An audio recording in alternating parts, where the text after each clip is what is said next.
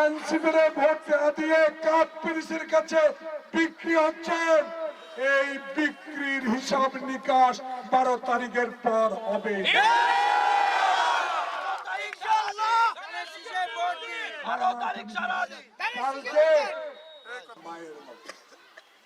আমার মতো মাস্তান কেউ বাংলাদেশে আছে আমি শামীম ওসমানের সাথে তুলনা করতে চাই। আমি মাস্তানি করতে চাই না, আমি মাস্তান না। আমার গাড়িতে ঢিলা মেরেছে কারা জানেন? সোনাইমুড়ি এই 3 ইউনিয়নের লোক না, সেনবাগের 9টি পৌরসভা, 9টি ইউনিয়ন, 1টি পৌরসভার একটা লোক।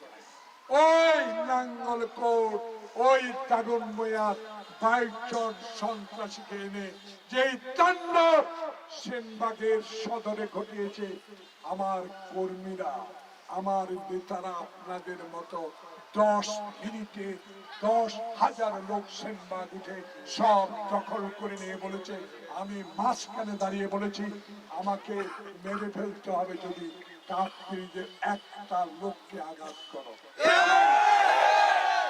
তাদের উদ্দেশ্যে বলবো আপনাদের মন খারাপ হতে পারে, কিন্তু যারা এই 2টি মাস এই মাঠে না খেয়ে না ঘুমিয়ে যারা এই ধানের শীষের জন্য এত কষ্ট করে, আর 2 দিন বাকি, যখন বৃহস্পতিবারে পূর্ব আকাশে সূর্য উঠবে, পশ্চিম দিকে অস্ত যাবে, অস্ত যাওয়ার পরে ভোট গণনা যখন বাংলাদেশের তারেক রহমান প্রধানমন্ত্রী হবে, সব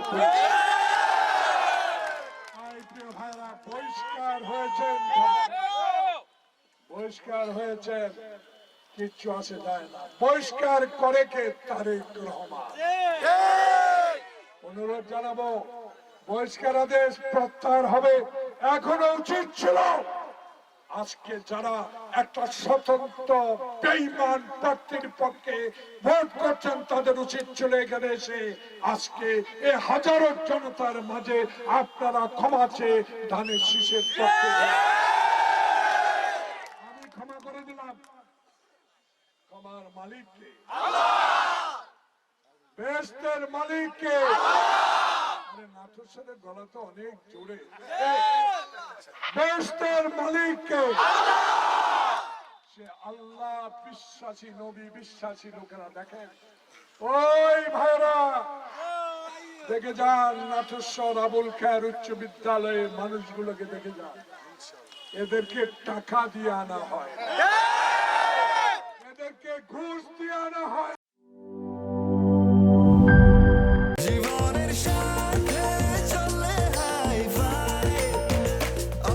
স্বাস্থ্যকর অল টাইম, সব সময় অল টাইম হেলদি লাইফ।